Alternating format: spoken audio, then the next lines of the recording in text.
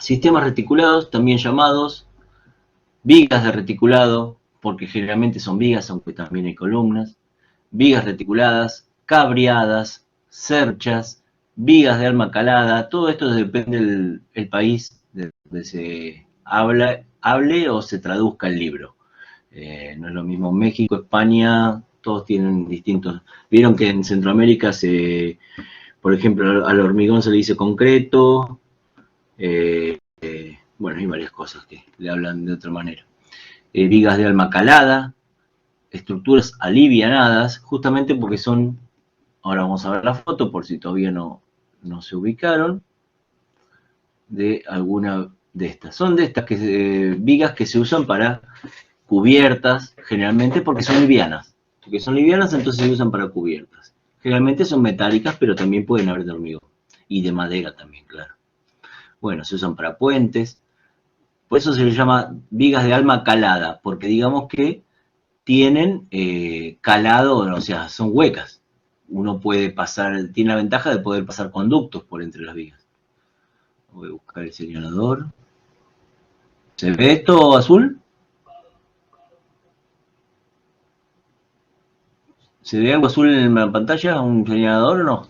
Sí, sí. Sí, sí, No, profe. azul. Genial. Bueno, los sistemas reticulados son conjuntos de barras y nudos. Todo esto, en verdad, es un conjunto de barras. Por ejemplo, desde acá hay un nudo, una barra, un nudo, una barra, un nudo, una barra, un nudo, una barra, otra barra. Para el cálculo se considera como que son todas barras unidas con un perno. Como que si podría existir una rotación en cada nudo. No se realiza esa rotación porque digamos que, primero porque al ser todas formas triangulares, no se produce esa rotación. Y aparte, en la práctica no se hace tampoco así. Se hace más de un bulón, más de un tornillo en la unión, o se suelda y no va a rotar. Pero para el cálculo se considera como que podría existir una mínima rotación entre barras. Dispuesto de tal manera que tomados como modelos se materializan bien como columnas o vigas de grandes luces gracias a su bajo peso. Justamente, gracias a su bajo peso es que se pueden salvar luces tan grandes, ¿no?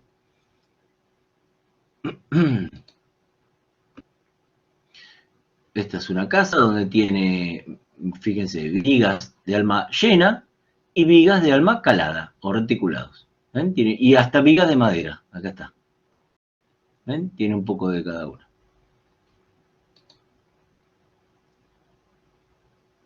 Acá seguimos con las vigas de reticulado.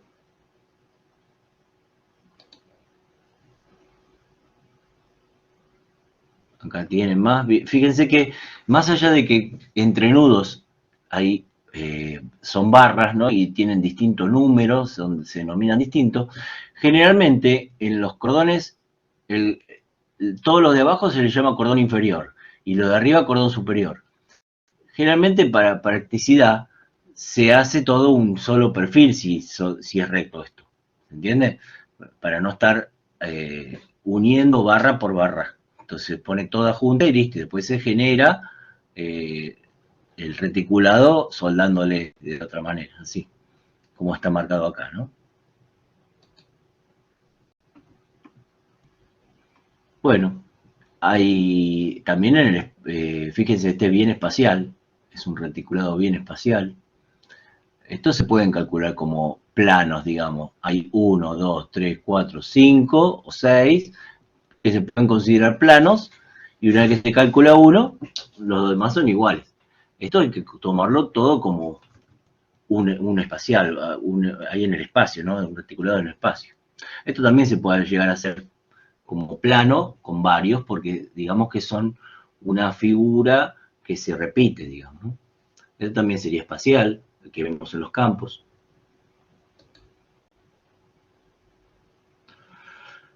Bueno, vamos a empezar estudiando los coplanares, o sea, los que están en el plano.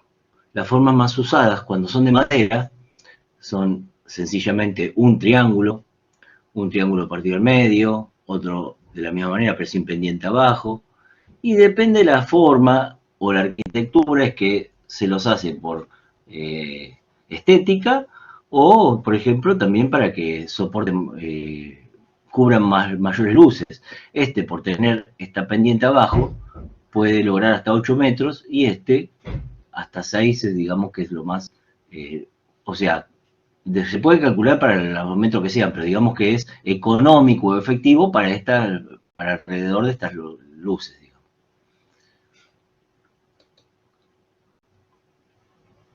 Hay infinidad de formas, hay algunas muy comunes, porque son efectivas, y otras las que se les ocurra. Mientras vayan formando triángulos,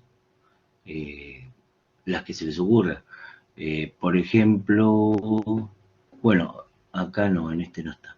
Este que tiene un lado con menor pendiente que el otro, se suelen ver varios como techo, varios de uno al lado del otro.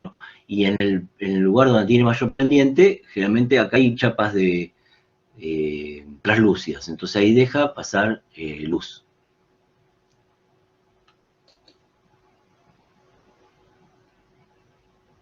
O por ejemplo, bueno, este es el que sirve como para entrepiso, ¿no? Al ser plano arriba, sirve como para entrepiso, para poner un ambiente arriba, ¿no? Este también, eh, este, por ejemplo se usa para tipo grúa, para poder, acá se le pone un aparejo y se levanta una carga acá en la punta y se puede mover, rotar alrededor de estos dos apoyos. Este es típico de una marquesina, un alero de un negocio en una vereda. Todos, fíjense que van formando triángulos. Justamente el triángulo habíamos visto en Chiapas, que era la forma la más rígida de todas, o sea, en cuanto a las cadenas cerradas, ¿no es cierto?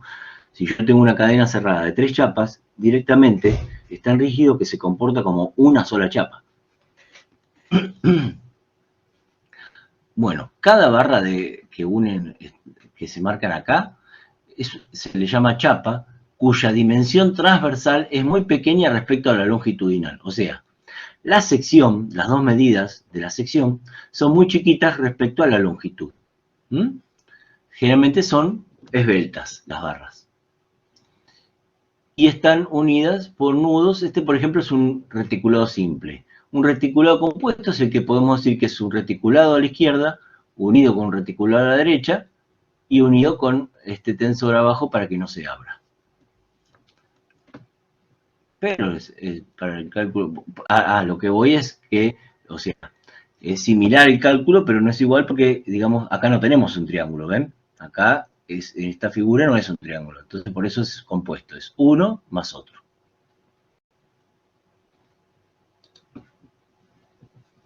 Bueno, generalmente vimos liñitas, pero también vimos en las fotos que no son líneas, son barras. Las barras después serán de lo que nosotros querramos, pero en principio para poder hallar los esfuerzos en las barras, los vamos a dibujar como si fuera el eje baricéntrico. No nos interesa por ahora de qué va a estar hecha la barra ni con qué dimensiones. Entonces, a la chapa, que se solía dibujar así de una forma genérica, lo vamos a dibujar con su eje baricéntrico. Por eso es que son todas rayitas. Y otro tema, las barras, bueno, acá esto, están unidas entre sí por nudos o vértices también se llaman, los cuales consideramos articulaciones que no deben tomar momentos. Por eso es que se la toman como articulaciones, como que podrían llegar a moverse infinitesimalmente, ¿no? Para ahorrarnos de tener que suponer que pueden pasar momentos. Entonces el cálculo es mucho más sencillo. Igualmente, eso no se suele dar en la práctica, pero uno está del lado de la seguridad, calculando de esta manera. Denominamos barras a la letra B larga, minúscula, y N a los nudos. Fíjense que las fuerzas que resisten, las cargas que resisten los reticulados, siempre están ubicadas en los nudos. ¿Y eso por qué será? Eso es porque como las barras son muy finas y no queremos que esas barras, o sea, queremos que las barras sean finas, porque no, o sea, entonces no podrían aguantar a la flexión, no podrían soportar flexión, no podrían soportar una fuerza en el medio. Al estar las fuerzas aplicadas en los nudos, lo único que vamos a ver que pueden soportar las barras son esfuerzos de tracción o compresión, o sea, esfuerzo normal. No va a haber momento ni corte acá.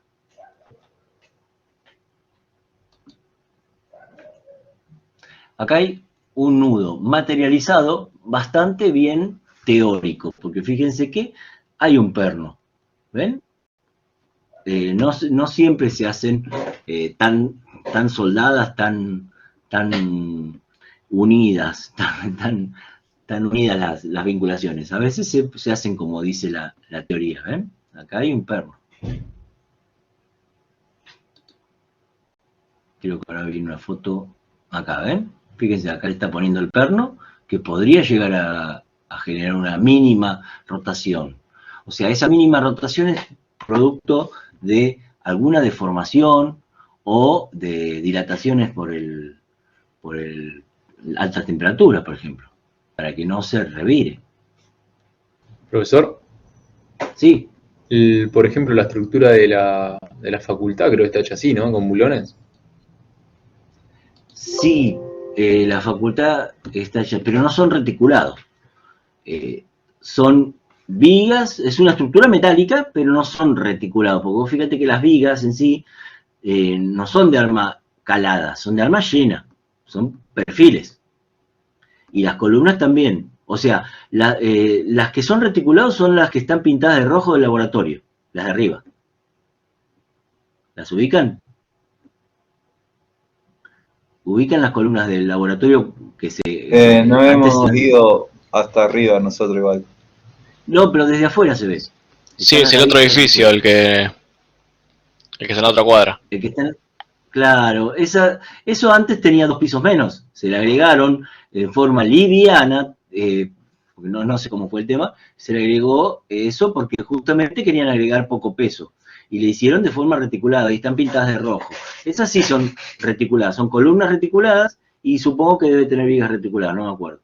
Pero las del edificio, digamos que está al lado del más grande de hormigón, el último que hicieron, ese son columnas y vigas, pero de almas llenas, digamos. Son tipo perfiles doble T, pero no son doble T, son hechos, soldados, son planchuelas soldadas, digamos.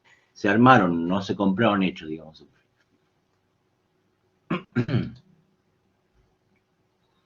Bueno, miren esta. Bueno, ese es mi hijo, Iván, lo tomé como parámetro. Esto es en el Estadio de La Plata. Eso es un nudo. Fíjense lo que es ese techo del Estadio de La Plata. Ese es un nudo. Y claro, imagínense, a ese nudo no siempre van a venir 2 o 3 barras. Ahí vienen 5. 5 barras concurren a ese nudo. Y fíjense, ahí no podemos decir que hay un movimiento infinitesimal ni nada. Si está recontra fijado eso, ¿no es cierto? Y esa chapa que hace de contorno todo esto, se pone porque si no, ¿cómo hacemos para materializar la unión de las 5 barras? ¿Cómo unimos esas 5 barras tan grandes en un punto? Entonces se usa una chapa que pasa por entre medio de todos esos caños enormes y todo soldado. Es tremenda este nudo, esta chapa nodal. Es una placa metálica que se utiliza para poder materializar la convergencia y unión de las barras al nudo. Lo importante es que los baricentros, los ejes baricéntricos, concurran a un punto. Eso es lo importante para que se parezca más a lo teórico. Profesor, ¿esas chapas sufren torsión también? A veces independiente. Y esas chapas, en verdad, según los cálculos no, pero sabemos que sí porque en verdad eso no está permitiendo que una rotación infinitesimal. Eso en verdad está unido y si hay más fuerza, más carga del lado derecho que del lado izquierdo, eso va a querer rotar, ¿sí? Pero digamos que, créanme que al soldarlo todo, estamos del lado de la seguridad, porque por más que se genere la rotación, esa torsión que vos dijiste, no le va a afectar en nada porque no es poca, no es tanta. Y si no, de última, bueno, se verificará de otros medios. Bueno, para el cálculo teórico, la condición imprescindible. Las cargas tienen que actuar en los nudos. Para eso que dijimos, porque si son barras esbeltas, no van a poder soportar flexión. De esta manera, las barras solamente soportan esfuerzos normales, de compresión o tracción. O sea que nosotros vamos a tener que hallar los esfuerzos que tienen las barras y van a ser tracción o compresión. O sea, signo positivo se le asigna a la tracción, signo negativo a la compresión.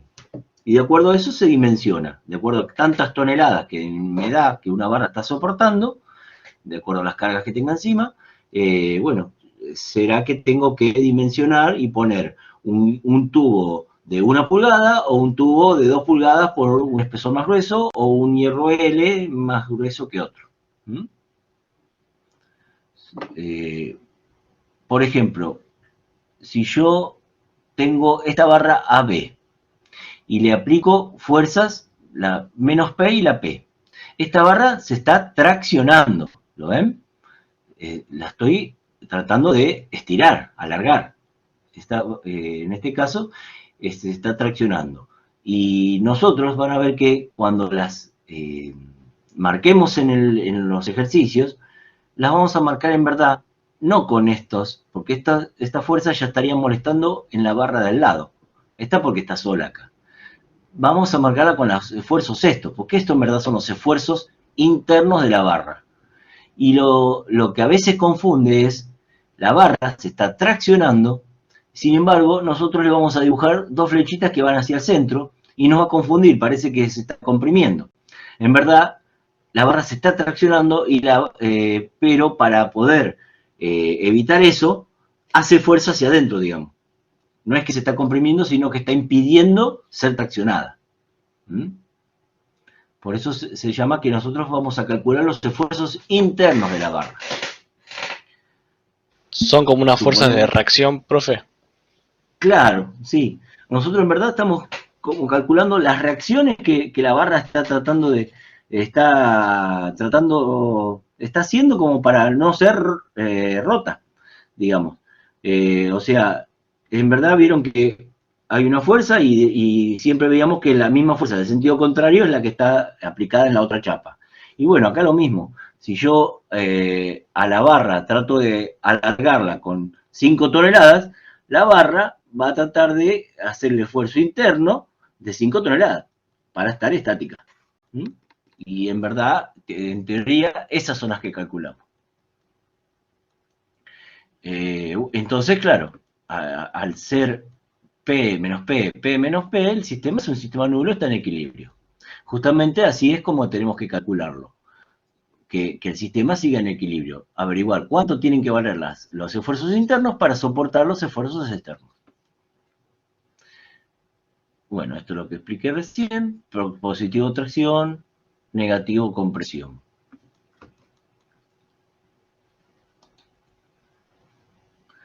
¿Cómo se genera un reticulado? Bueno, esto es muy sencillo. Método de la triangulación. Bueno, una barra es una chapa. Las chapas tenían 3 grados de libertad. Si le agregamos 2 barras, fíjense, le agrego una barra a la izquierda, una barra a la derecha. Ya estoy teniendo 3 barras, 3 chapas. Cuando teníamos 3 chapas, era n más 2 los grados de libertad. O sea que acá serían 5 grados de libertad. Esto se mueve, obviamente. Si la de la izquierda está suelta y la de la derecha está suelta. Y fíjense que yo voy a dejar esto estático sin poner apoyos externos. Lo que voy a hacer es unir las puntas. La que estaba a la derecha, la subí y la uní con la que estaba a la izquierda, que también la subí y generamos el nudo C.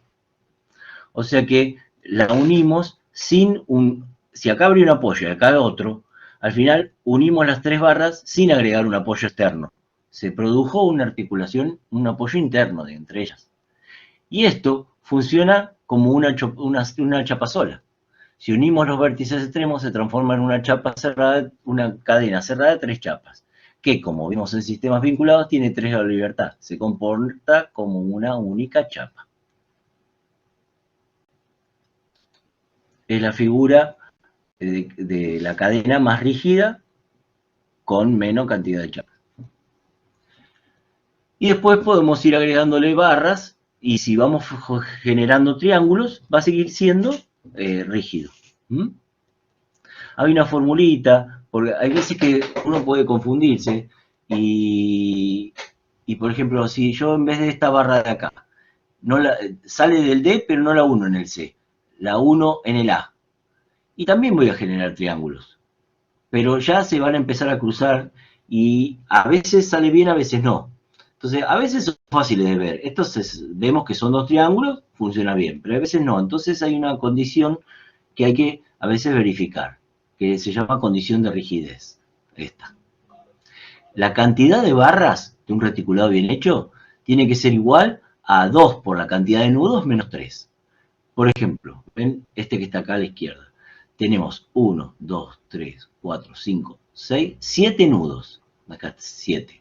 Entonces, la cantidad de barras es igual a 2 por la cantidad de nudos menos 3.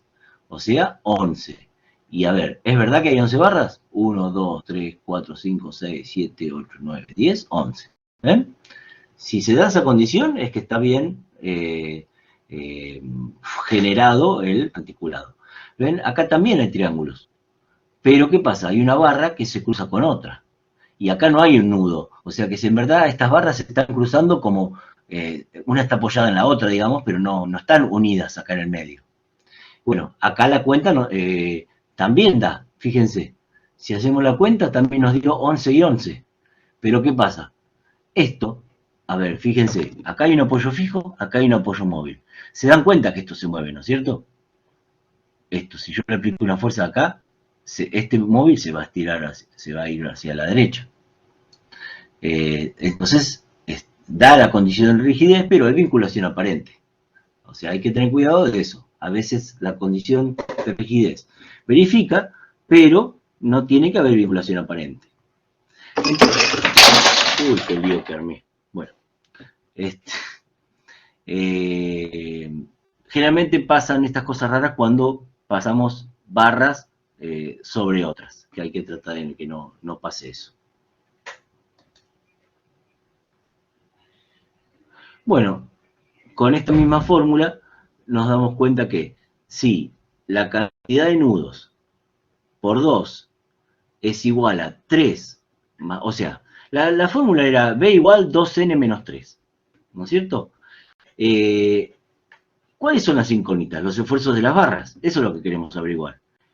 Y los esfuerzos de la barra, ¿qué son? La cantidad de barras más las reacciones de los apoyos. O sea, 3. Justamente el 13 por las reacciones de los apoyos, y la cantidad de barras son las incógnitas. ¿Cuántas ecuaciones? Y fíjense que cada nudo es un sistema de fuerzas concurrentes. Son barras que concurren en un nudo.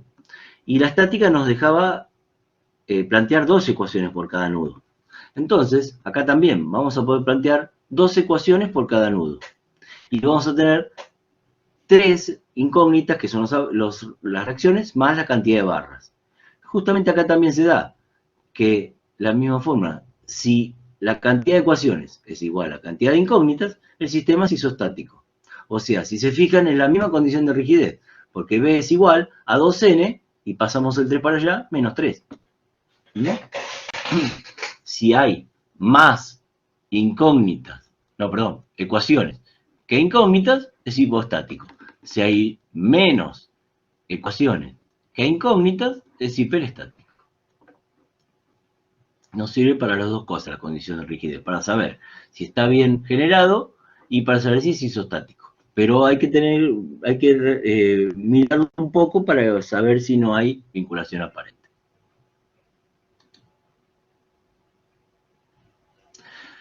Por ejemplo, tenemos una viga reticulado. Esta es la típica que tiene un apoyo fijo acá, un apoyo móvil, y acá puede llegar a tener una carga. Bueno, tiene cargas en los nudos. Es como un alero. Se forman todos triángulos. Este seguramente está bien armado. Nombraremos a los nudos con letras imprenta. Fíjense, A, B, C, D, E, F. Revisamos que las fuerzas estén aplicadas en los nudos. Esta está aplicada en el nudo, esta está aplicada en el nudo, esta está aplicada en el nudo. Fíjense que las reacciones también son fuerzas y están en nudos. Verificamos que tenga 3 condiciones de vínculo y que no exista vinculación aparente. Sí, 2 por el apoyo fijo, 1 por el apoyo móvil, y no hay vinculación aparente porque la normal al apoyo móvil en A no pasa por B. Eso es hasta ahora lo que veníamos viendo siempre. Y comprobamos que se cumpla la condición de rigidez. O sea que B es igual a 2N menos 3. B es, hay 9 barras, y nudos hay 1, 2, 3, 4, 5, 6. 6 por 2, 12, menos 3, 9. Se cumple la condición de rigidez. Y no hay vinculación aparente, vemos que no hay forma de que esto se mueva, porque es un triángulo pegado a otro.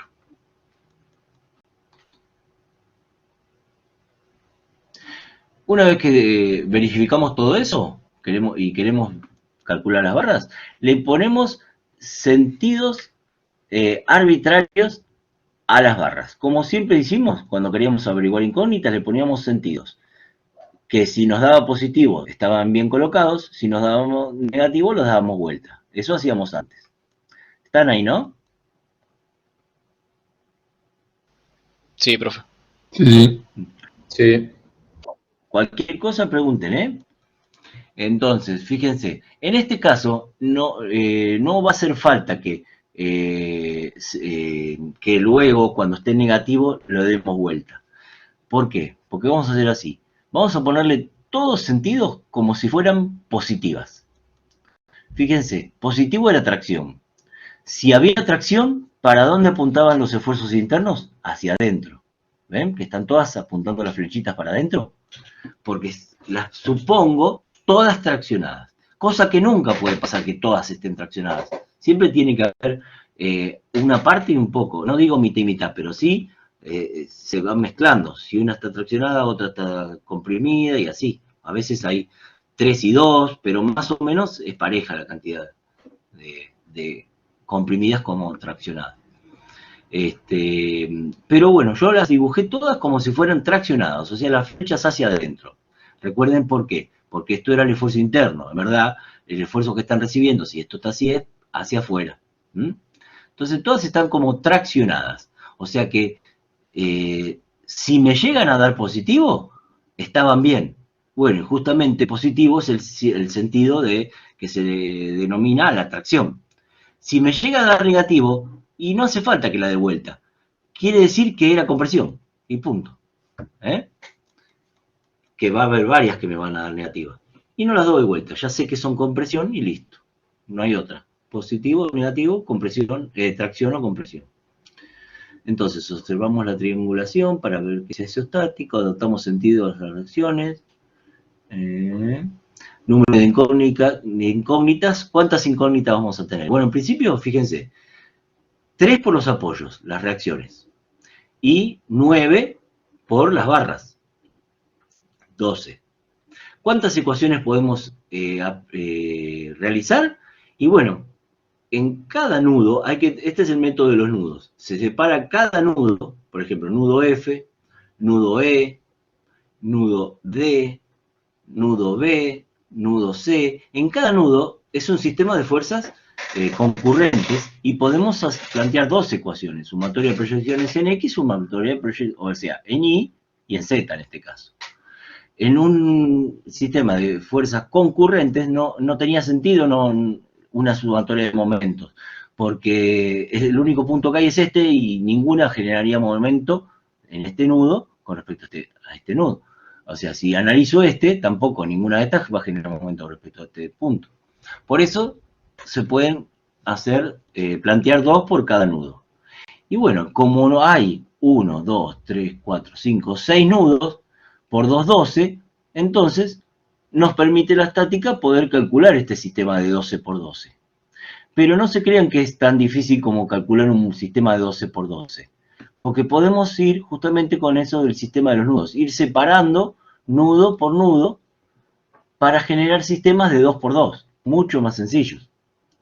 Pero generalmente no es un sistema de 12 por 12, puedo reducirlo, voy calculando por nudos. Entonces son 6 sistemas de 2 por 2.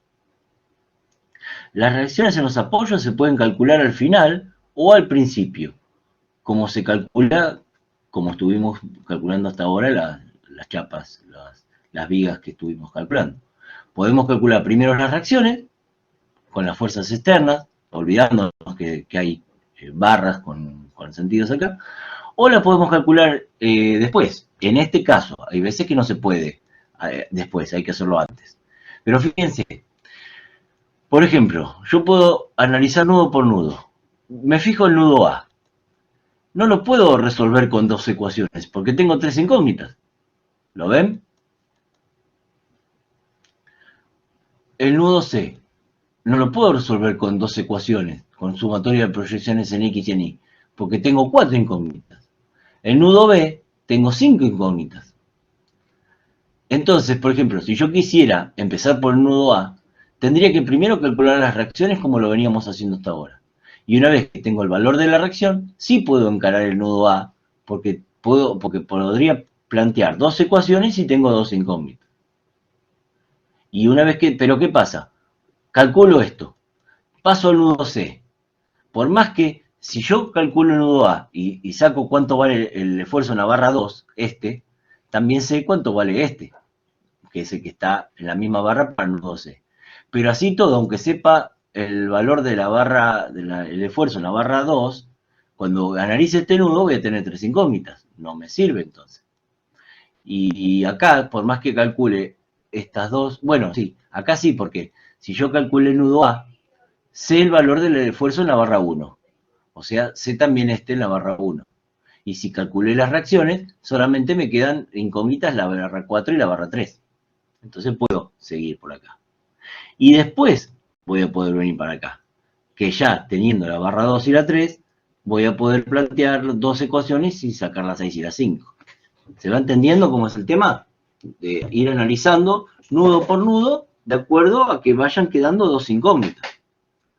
Pero acá, en este ejercicio, hay una forma más fácil de resolver este ejercicio.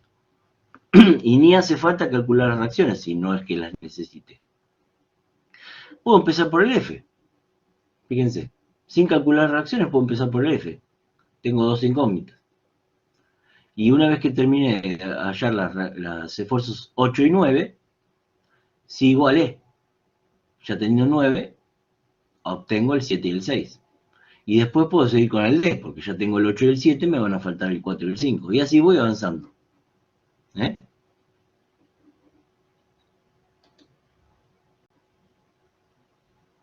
Bueno, hay situaciones complicadas, que se van complicando y el método de los nudos empieza a no ser suficiente. Por ejemplo, en este reticulado, ¿por dónde empiezo?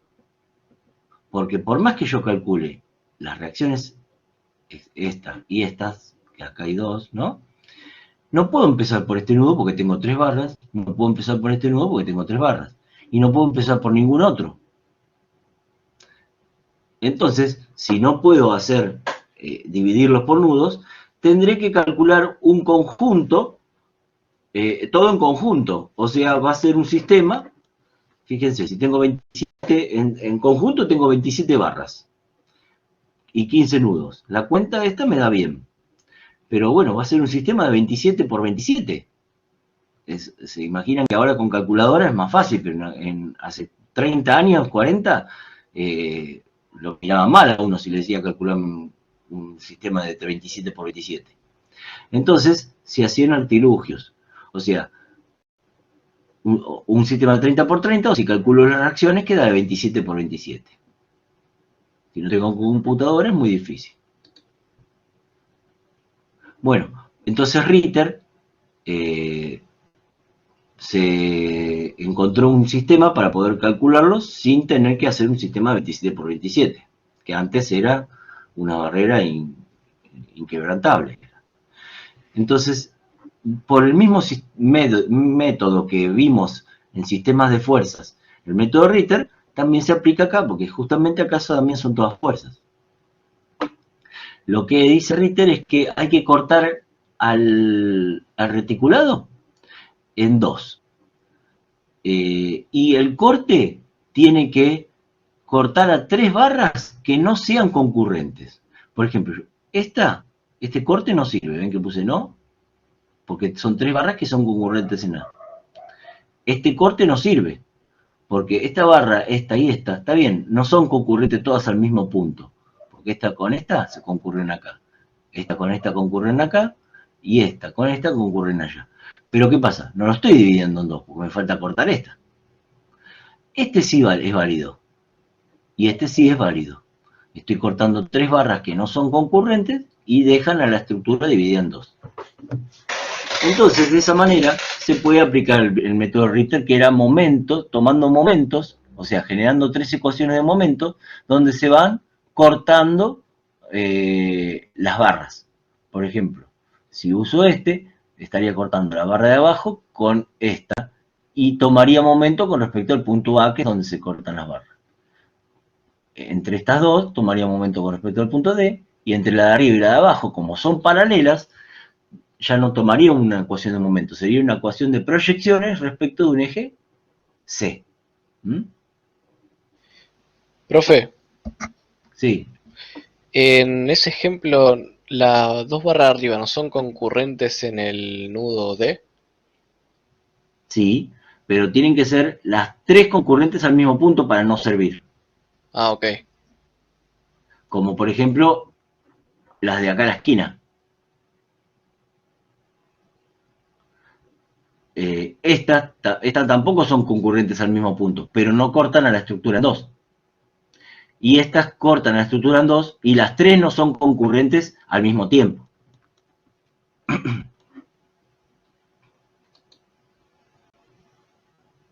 Bueno, y acá hay algunos que las complican más todavía. ¿Qué pasa si tenemos esto? Y sí, es verdad. Por ejemplo, yo puedo empezar por el nudo A. Calculo las reacciones, o sea, esto lo tengo. Y tengo 2 barras, puedo calcular estas 2 barras. Pero después, cuando llego acá, me encuentro con 3 que no conozco. O cuando llego acá, me encuentro también con 3. Entonces ahí ya no puedo hacer más nada. Acá, ya por más que tenga las reacciones, ya me encuentro con 3 barras. Y el tema es ya que no puedo hacerlo por los nudos, ¿lo puedo hacer por Ritter? Y no, fíjense, si corto acá solamente corto 2 barras. Si corto acá, corto 4 barras, no me sirve, tiene que ser 3. No hay lugar donde cortar 3 barras que no sean concurrentes y dividan a la estructura en 2. Fíjense, se la rebuscaron bien como para decir, bueno, no se puede usar Ritter. Y bueno, en este caso lo que hacemos, había otros métodos bastante complicados para resolverlos, pero bueno, cuando tenemos así, ya nosotros tenemos computadora, así que hagamos el sistema de 50 por 50, lo que dé y listo. ¿Mm?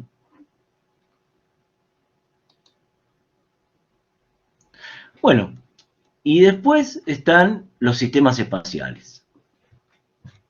Fíjense, también hay que formar triángulos, pero ya se complica un poco porque no tenemos 2 dimensiones, tenemos 3. O sea, lo ideal, las articulaciones en el espacio ya no son articulaciones, son rótulas, las uniones. Y lo conveniente, si queremos generar un reticulado bien hecho, es arrancar con un anillo base bien estático. Por ejemplo, en el espacio, para que un punto esté fijo, tenía que unirlo con 3 bielas, por ejemplo, que no sean coplanares. Un trípode, un típico trípode. ¿Lo ven? El 1, 2, 3. Si son coplanares, obviamente se va a caer. Es como un trípode que tenga las 3 patas en la misma línea. Se cae para un lado o para el otro. Tienen que ser 3 barras no coplanares, un trípode. Ahí está, el punto A está fijo. La barra 1, no, vamos con la barra 2. La barra 2, de por sí, está unida al punto A que está fijo.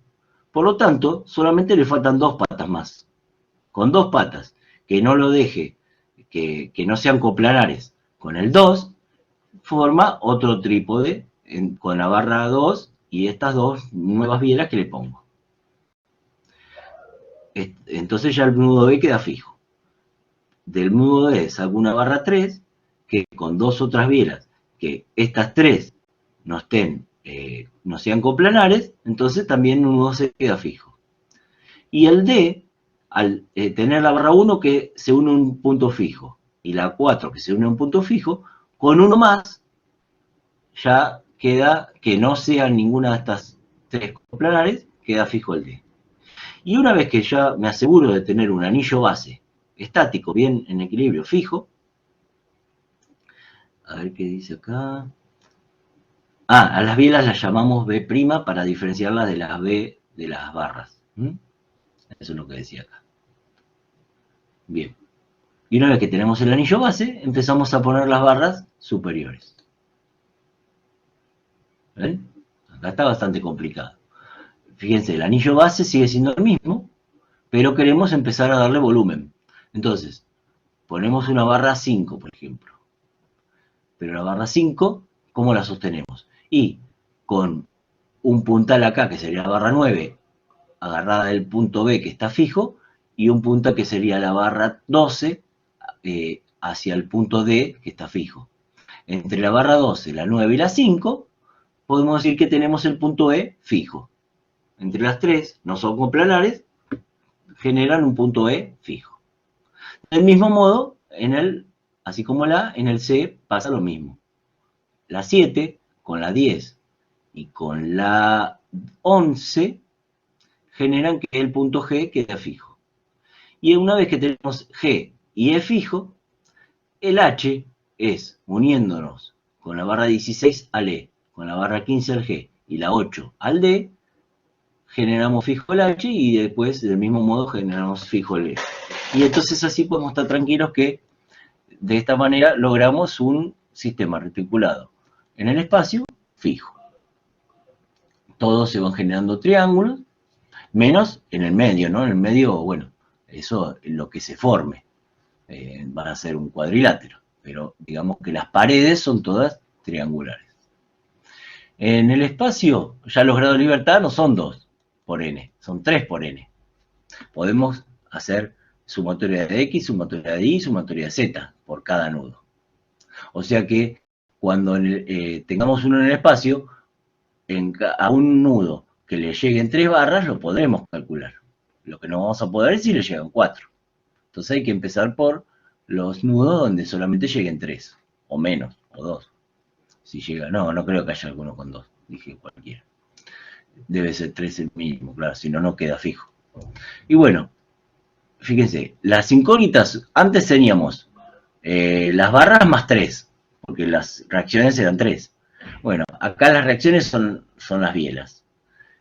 O sea, las barras más las bielas, las B más la B'. Y es igual a 3 por n en vez de 2 por n. Entonces, si esto se da y no hay vinculación aparente, el sistema es isostático. Acá es más difícil ver si hay vinculación aparente. Si lo hicimos nosotros, de esta manera no va a haber vinculación aparente. Y si no, cuando tratemos de resolver el determinante y nos da distinto de 0, entonces sabemos que no hay vinculación aparente. Acá está. Reconocer si hay vinculación aparente a simple vista es difícil. Si calculamos el determinante del sistema de ecuaciones y es distinto de 0, no hay vinculación aparente. Bueno, esto es parecido, pero más complicado porque tenemos, en vez de 2, 3 ecuaciones por cada nudo. A ver. Bueno,